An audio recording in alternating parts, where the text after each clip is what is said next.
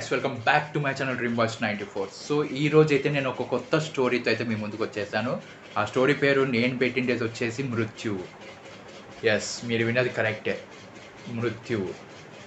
అసలు నేను ఎందుకు ఈ స్టోరీ చెప్పాలనుకుంటున్నానంటే, ఈ స్టోరీ స్పెషల్గా మా మమ్మీ రాసిండేది. తనే మొత్తం రాసింది అండ్ తనే నాకు నేరేట్ చేసింది. కేవలం నా యూట్యూబ్ ఛానల్ కోసమే తను ఈ సబ్జెక్ట్ అయితే రాయడం జరిగింది. ఎందుకంటే నాకు ఇట్లాంటివి ఇష్టం కాబట్టి కొంచెం కొత్తగా ఆలోచించి మీ అందరి కోసం కొత్తగా ఉండాలని చెప్పి తనైతే రాయడం జరిగింది. అండ్ రాయడమే కాదు, మీ ముందు పెడతామని నేను ఈరోజైతే మీ ముందుకు వచ్చేసాను. సో వీడియో స్టార్ట్ చేసే ముందు నేను మీకు ఒక రిక్వెస్ట్ చేస్తున్నాను. ఇంతవరకు నా ఛానల్ ఎవరైనా సబ్స్క్రైబ్ చేయకపోతే please to subscribe to my channel dream boys 94 and bell ఐకాన్ని క్లిక్ చేసి ఆల్లో పెట్టుకోండి. అప్పుడే ఫర్దర్ వీడియోస్ మిస్ అవ్వకుండా చూడొచ్చు. మీ ఫోన్లోకి నోటిఫికేషన్స్ వచ్చేస్తాయి, ఫస్ట్ మీరే చూడొచ్చు. సో ఇప్పుడు నేను చేసే ఈ వీడియోని ప్రతి ఒక్కరూ లైక్ చేయండి, ప్రతి ఒక్కరికి షేర్ చేయండి. మీ ఫ్రెండ్స్లో ఎవరికన్నా ఇలాంటి వీడియోస్ ఇష్టం అనుకుంటే వాళ్ళకి తప్పకుండా షేర్ చేయండి. అండ్ ఇలా ఎవరైతే గోస్ట్ లవర్స్ ఉంటారో, గోస్ట్ స్టోరీస్ లవర్స్ ఉంటారో వాళ్ళందరికీ కూడా షేర్ చేయండి. ఇది ప్రతి ఒక్కరూ చూడాలి, అందరికీ నచ్చుతుంది. సో ఇంకా స్టోరీలోకి అయితే వెళ్ళిపోదాం. సో ఒక ఊరిలో అయితే ఒక ఫ్యామిలీ అయితే ఉంటుంది. అమ్మ, నాన్న, చెల్లి, ఇంకా అన్నయ్య. ఈ అన్నయ్య బాగా చదువుకుంటాడు, చాలా జాబ్ కోసం అయితే వెయిట్ చేస్తూ ఉంటాడు. సో వాళ్ళ చెల్లెలు అయితే చదువుకుంటూ ఉంటుంది స్కూల్లో. అండ్ వాళ్ళ నాన్న వచ్చేసి లారీ డ్రైవర్ అతను. సో అలా ఉండగా అతను అయినా కూడా ఇద్దరు కొడుకుని కూతుర్ని బాగా చదివించింటాడు. సో ఆ కూతురు చదువుతూ ఉంటుంది, కొడుకు జాబ్ కోసం అయితే వెతుకుతూ ఉంటాడు. సో అతను ఒక రోజు అయితే రోజు ఈవినింగ్ వాళ్ళ ఫ్రెండ్స్తో కలవడం చాలా ఇష్టం అతనికి. వాళ్ళ చాలా చిన్నప్పటి నుంచి అందరు కలిసే ఉంటారు. సో వాళ్ళే ఇతనికి బెస్ట్ ఫ్రెండ్స్. వాళ్ళతో ప్రతిరోజు కలవడము, కొంచెం సేపు టైం పాస్ చేయడము, లేకపోతే సినిమాకి వెళ్ళడము, ఇలా చిట్ చాట్ చేయడం తనకి చాలా ఇష్టం. సో అందుకే తనైతే వెళ్ళడం జరుగుతుంది. అలా రోజు ఇదే జరుగుతూ ఉంటుంది. ఇంకొక రోజు కూడా అలా ఫ్రెండ్స్ని కలవాలని చెప్పి అయితే వెళ్తాడు అతను. వెళ్ళి అతను ఏం చేస్తాడు, ఫ్రెండ్స్తో మాట్లాడతాడు. వాళ్ళు ఇతన్ని కేఫ్కి అయితే పిలిచిపోయి అక్కడ టీ తాగి అందరూ హ్యాపీగా చిట్ చాట్ చేసుకొని ఇంటికి వచ్చేటప్పుడు వాళ్ళు అట్లా వెళ్ళిపోతారు. అంటే వాళ్ళ ఇంటికి వేరే రూట్ ఉంటుంది, ఇక్కడ వేరే, ఈ రూట్లో ఇతను వచ్చేస్తాడు. ఇతని ఇంటి రూట్లో వస్తూ ఉంటే ఇతనికి ఒక వాయిస్ అయితే వినపడుతుంది. ఆ వాయిస్ ఏంటిది ఇలా వినపడుతుంది, ఏమన్నా నేను కలగన్నానా లేకపోతే నా భ్రమనా అనుకొని పట్టించుకోకుండా వెళ్ళిపోతాడు. మళ్ళీ వినిపిస్తుంది, ఏంటి నన్ను గుర్తుపట్టలేదా అని. అసలు ఎవరు నువ్వు, నిన్ను గుర్తుపట్టడానికి నువ్వు నాకు తెలియని కూడా తెలియదు, నిన్నెలా గుర్తుపడతాను నేను, ముందుకు రా, అప్పుడే కదా తెలిసేది ఎవరో నువ్వు అంటే. అప్పుడు ఆ వాయిస్ వచ్చేసి, నన్ను గుర్తుపట్టకపోవడం ఏంటి, నేను నీకు బాగా తెలుసు, నన్ను గుర్తుపట్టలేదు నువ్వు, అది అందుకే నేను నీతో మాట్లాడుతున్నాను, గుర్తుపట్టాలి నువ్వు, అయినా కూడా ఇంత మాట్లాడుతున్నా కూడా గుర్తు రాలేదా నీకు అంటాడు. ఏంది నీదంతా అని. తను కొంచెం ధైర్యం ఎక్కువ, చాలా ఇలాంటివన్నీ పట్టించుకోడు అని నమ్మడు కూడా. సో అందుకని అతను వెళ్ళిపోతాడు అక్కడి నుంచి. సో ఇంకా ప్రతిరోజు ఇదే జరుగుతుంటుంది, నన్ను గుర్తుపట్టలేదా అని. ఎక్కడ పోయినా కూడా ఆ వాయిస్ అయితే తనను వదిలిపెట్టదు. అసలు ఏం చెయ్యాలో ఏమో అతనికి అయితే ఏమీ అర్థం కాదు.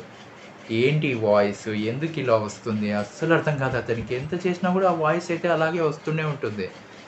అందుకు అతను ఏం చేస్తాడు, ఇలా ఎందుకు జరుగుతుంది నాకు, ప్రతి ఒక్కసారి ఇదే వాయిస్ వినపడుతుంది, అసలు ఎవరు వీళ్ళు అని ఓ రోజు దాంతో మాట్లాడతాడు. ఎవరు నువ్వు, నా ముందుకు రా, ఏంటి ఇంకా గుర్తుపట్టలేదా నన్ను, ఏంటి ఇది చాలా వేస్ట్, నువ్వు నన్ను గుర్తుపట్టలేదంటే ఇది కరెక్ట్ కాదు అంటే. ఎవరో తెలియకోకుండా నిన్ను ఎలా గుర్తుపట్టేది, నేను అసలు ఇంతవరకు నిన్ను నా లైఫ్లోనే కలవలేదు, ఎలా నిన్ను గుర్తుపట్టేది, నువ్వే చెప్పు అంటే. అతను ఎన్ని చెప్పినా కూడా అదైతే అలాగే వాయిస్ వస్తూనే ఉంటుంది. లాస్ట్కి అతను విసుగొచ్చి గట్టిగా అరుస్తాడు.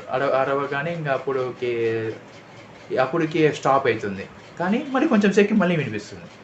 ఏంటిది అని ఇది మా మమ్మీ డాడీకి చెప్పకూడదు, వాళ్ళు భయపడతారు. సో ఎవరికి చెప్పాలి, ఇంకా ఫ్రెండ్స్ వద్దు అని ఆలోచిస్తుండగా వాళ్ళ నాన్నమ్మ గుర్తొస్తుంది. ఆ నాన్నమ్మ కూడా ఇంట్లోనే ఉంటుంది, తన ఇంట్లోనే.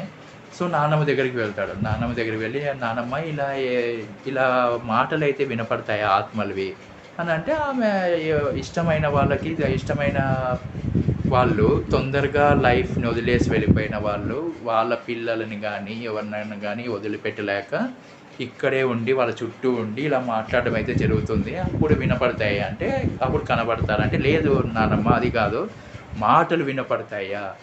అనంటే, ఆ! వినపడతాయి. వాళ్ళ ఇష్టమైన వాళ్ళతో మాట్లాడుతూ ఉంటారు అనంటే, అవునా! అయినా ఎందుకు అడుగుతున్నావు ఇవన్నీ అంటుంది వాళ్ళ నానమ్మ. అంటే, ఏం లేదు ఊరికే అడుగుతున్నాను. కొంచెం నాలెడ్జ్ తెలుసుకునేకి ఇవన్నీ జరుగుతాయా అని అడుగుతున్నాను నిన్ని అంటే, అవునా! అని వాళ్ళ నానమ్మ అప్పుడు ఏమైంది చెప్పు అని వాళ్ళ నాన్నమ్మ ఇంకోసారి అడుగుతుంది. ఇతని మొహం చూసి ఏదో తేడాగా ఉండి అడుగుతుంది. అప్పటికి ఇతనికి ఆ వాయిస్ వినపడి ఒక వారం అయింటుంది. సో, అందుకే వాళ్ళ నానమ్మ వా ఫేసెస్‌లో చేంజెస్ కనపడి అడుగుతుంది. అవును నానమ్మ నాకు కూడా ఇలాగే వినిపిస్తుంది. ఎప్పుడైతే నేను ఫ్రెండ్స్ దగ్గరికి వెళ్ళి ఒకరోజు తిరిగి వస్తుండగా అప్పటినుంచి మాటలు వినిపిస్తున్నాయి. అండ్ ఆ గొంతు ఏం చెప్తాందంటే, నన్ను గుర్తుపట్టలేదా? నన్ను గుర్తుపట్టలేదా? అనుకుంటా జరుగుతాంది అని అడుగుతాంది. ఎవరో నాకేం అర్థం కావడం లేదు. ఎలా చేసేది నేను?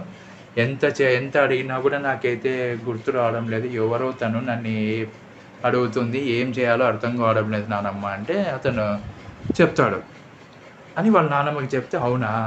ఇలా అప్పుడప్పుడు జరుగుతూ ఉంటుంది. స్ట్రెస్ వల్ల ఏం పర్వాలేదు. నువ్వు వెళ్ళి ఆంజనేయ స్వామి గుడికి వెళ్ళి ఆంజనేయ స్వామి తాయెత్తయితే కట్టుకో. అప్పుడు నీకు ఇలాంటివి ఏవి కలలో రావు అని చెప్పి వాళ్ళ నానమ్మ అయితే చెప్పడం జరుగుతుంది. సో, ఆ తర్వాత అట్లా అతను వాళ్ళ నానమ్మ చెప్పినట్టు విని గుడికైతే వెళ్తాడు.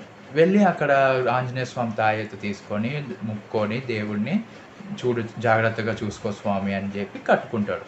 కట్టుకొని ఇంటికొచ్చినాక అయినా కూడా వినపడతాంటాయి. ఆంజనేయ స్వామి ఉన్నా కూడా వినపడతాంటాయి. చూడండి ఇంక ఎంత భయంకరమైన వాయిస్ అది.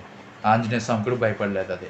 సో, అలా గుర్తుపట్టలేదు అంటే అతను ఇంక ఏం చేయాలో అర్థం కాక లాస్ట్‌కి అతను ఆరోగ్యం చెడిపోతుంది. ఎంత చెడిపోతుందంటే ఒకరోజు ఉన్నట్టుండి కళ్ళు తిరిగి పడిపోతాడు అతను కిందకి. అప్పుడు వీళ్ళు వెంటనే వాళ్ళ అమ్మ, నాన్న, వాళ్ళ నాన్నమ్మ ఇంక అందరూ హాస్పిటల్‌కైతే తీసుకొని పోతారు. అప్పుడు అతనికి క్యాన్సర్ అని తెలుస్తుంది. క్యాన్సర్ అని తెలుస్తేనే వాళ్ళందరూ ఎక్కువ రోజులైతే బతకడు. సో, ఇంక క్యాన్సర్ కూడా థర్డ్ స్టేజ్‌కొచ్చేసింది. సో, ఇంక ఏం చేయలేము మనము. మీరు ఏమైనా చేయాలనుకుంటే తనని ఇష్టమైన ప్లేసెస్, ఇష్టమైన ఫుడ్, ఇంకా ఇష్టమైన కోరికలు ఏమన్నా ఉంటే తీర్చేసేయండి. ఎక్కువ రోజులైతే బతకడు. తన డ్యూరేషన్ కూడా అయిపోయింది అని అంటే వాళ్ళందరూ ఇంకా ఇంటికైతే తీసుకోండి. టాబ్లెట్స్ అయితే వాడండి. అండ్ జాగ్రత్తగా చూసుకోండి ఈ అబ్బాయిని అని చెప్తే వాళ్ళు ఇంటికొచ్చి ఇంక అట్లా ఏడుస్తారు. ఒక్కగానొక్క కొడుకు ఇలా అయిపోయాడు. ఇలా ఎందుకొచ్చింది? అసలు మనం కనుక్కోకపోవడం ఏంటి? అని అంటే ఇంగా అప్పటి నుంచి అతనికి ఇంకా ఎక్కువ భయంకరంగా అయిపోతుంది. అప్పుడు వాళ్ళు బ్లడ్ పడడము, ఇవన్నీ జరగడము, ఇంక ప్రతిరోజు ఎక్కువ పడవడం బ్లడ్. లాస్ట్‌కి అతనైతే సన్నగా అయిపోయి, అన్నీ అయిపోయి, అట్లా అయిపోయి ఉంటాడు. అప్పుడు అడుగుతారు వీళ్ళు, నాన్న ఎక్కడన్నా పోవాలని ఉందా? ఏమన్నా తినాలని ఉందా? లేకపోతే నీ కోరిక ఏమన్నా ఉందా చెప్పు మేము తీరుస్తామంటే, నానమ్మ నాకేం కోరికలు లేవు. నాకు ఎక్కడికి పోవాలని లేదు. నన్ను వదిలేయండి అంటే, అట్లా కాదు చెప్పు ఎక్కడికైనా వెళ్ళాలా? తీర్థయాత్రలకి వెళ్ళాలా ఏమన్నా? లేకపోతే వేరే గుళ్ళకి ఏమైనా వెళ్ళాలా అనిపిస్తుందా నీకు? అంటే ఏమీ లేదు. కానీ ఇప్పుడు నేను వచ్చే పరిస్థితిలో లేను అంటే, లేదురా చెప్పు ఎలాగైనా పిలిచిపోతాం నిన్ను అని చెప్తే అప్పుడు అతను సరే. అప్పుడు వాళ్ళ నాన్నమ్మ కాశీకి పిలిచిపోతాము. అప్పుడు కాశీకి పిలిచిపోయి చూపిస్తే అక్కడ జరుగుతుంది కదా, అక్కడ బాగవుతుంది. గంగలో మునిగితే బాగవుతుంది అని చెప్పి అతనికి చెప్పడం జరుగుతుంది. మనవడికి. అతను నేను ఎట్లా నాన్నమ్మ జర్నీ చేయలేను నేను అంటే, ఫ్లైట్‌లో వెళ్దాం అంటుంది. సరే అని అలాగే ఫ్లైట్‌లో అయితే వెళ్తారు వాళ్ళు. వెళ్ళి కాశీలో వెళ్ళి అక్కడంతా పూజ, దర్శనం అన్నీ చేసుకొని గంగలో అయితే మునుగుతారు. మునిగిన తర్వాత అక్కడ ఒక సాధువు అయితే కనపడతాడు వీళ్ళకి. ఆ సాధువు కనపడినప్పుడు ఇట్లా చెప్తారు, మా మనవడికి ఇలా వచ్చింది వ్యాధి, క్యాన్సర్. ఇంకా కొన్ని ఎక్కువ రోజులు బతకడు. ఇదే లాస్ట్ స్టేజ్. సో, అందుకే ఇట్లా తీసుకొని వచ్చాం స్వామి. మీరేమన్నా చెప్తే పరిహారం ఇవన్నీ చేస్తాం మేము అంటే, ముందైతే గంగలో స్నానం చేసిరండి అని చెప్తాడు. సరే అని వీళ్ళు గంగలో స్నానం చేసి అంత మునిగి స్నానం చేసి వచ్చి అతని దగ్గరికి వస్తారు. అప్పుడు అతను సరే మృత్యుంజయ హోమం చేపియండి శివుడికి, కాశీ విశ్వనాథుడికి చేపియండి, ఖచ్చితంగా మంచి జరుగుతుంది అంటే వాళ్ళు అలాగే సరే స్వామి అని వాళ్ళు మొదలు పెడతారు. ఇంకా పూజ అంతా సక్సెస్ఫుల్గా కంప్లీట్ చేసుకుంటారు. అంతా అయిపోతుంది. ఇంకా అక్కడి నుంచి వాళ్ళ ప్రయాణం ఇంకా మళ్ళీ ఇంటికి. వచ్చేస్తారు. అతను అప్పుడు ఆ తీర్థము నీళ్ళల్లో వేసి తాపియండి ప్రతిరోజు, అండ్ ఆ విభూది పెట్టండి అని అన్నీ చెప్తాడు అతను.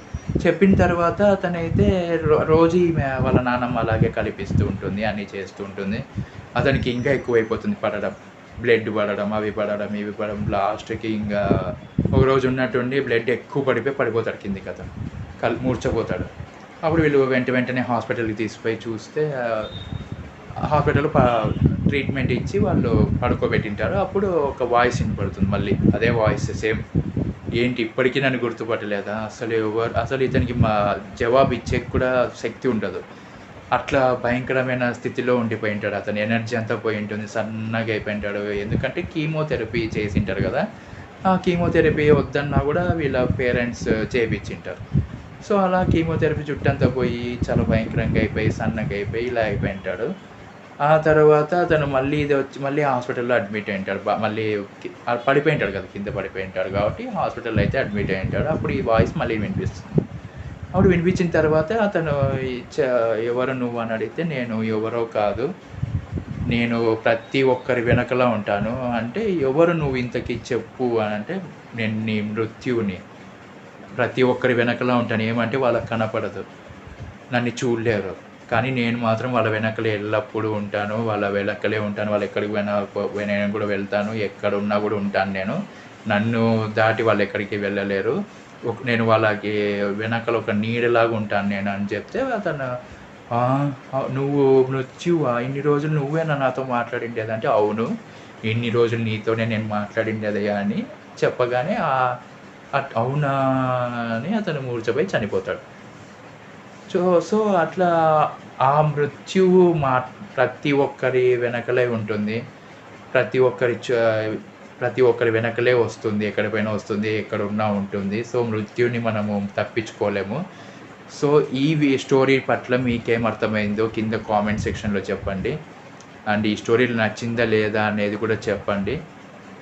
అండ్ ఈ వీడియో కనుక నచ్చినట్టయితే please do like this video and share this video with your friends. ఎవరైతే హారర్ స్టోరీస్, ఇలాంటి స్టోరీస్ ఇష్టం అవుతాయో వాళ్ళకి ఈ స్టోరీ అయితే సెండ్ చేయండి, షేర్ చేయండి. ప్రతి ఒక్కరికి చేరేలాగా మీరే చూడాలి. అండ్ ఇంకా మిగతా వీడియోస్ ఏమేమి కావాలో మీరు కామెంట్ చేసి చెప్పండి. నేను ఖచ్చితంగా అయితే షూట్ చేసి ఎడిట్ చేసి అయితే పెడతాను. సో అండ్ మర్చిపోకుండా సబ్స్క్రైబ్ అయితే చేసుకోండి నా ఛానల్ని. డ్రీమ్ బాయ్స్ 94 అనే ఛానల్ని సబ్స్క్రైబ్ చేసుకొని నాకు మీ సపోర్ట్ ఇస్తారని కోరుకుంటూ, అండ్ ఇంకొకటి బెల్ ఐకాన్ క్లిక్ చేసి ఆల్లో పెట్టుకోండి. అప్పుడే నా వీడియోస్ మీ ఫోన్లోకి వస్తాయి. ఫర్దర్గా ఫస్ట్ మీరే చూడొచ్చు. సో నేను ఎప్పటికీ ఇలాంటి కొత్త స్టోరీస్ తీస్తూనే ఉంటాను, రాస్తూనే ఉంటాను, మీ ముందర పెడుతూనే ఉంటాను. It's all about entertainment. మీకు మీ ఎంటర్టైన్మెంట్ అయితే నేను ఇస్తాను. సో తొందరగా ఈ వీడియోని అయితే లైక్ చేసి, షేర్ చేసి, కామెంట్ చేసేసి సబ్స్క్రైబ్ అయితే చేసుకొని రెడీగా ఉండండి. నెక్స్ట్ ఇంకో వీడియోతో కలుస్తాను. అంతవరకు this is Karthik signing off. జై హింద్. Bye guys.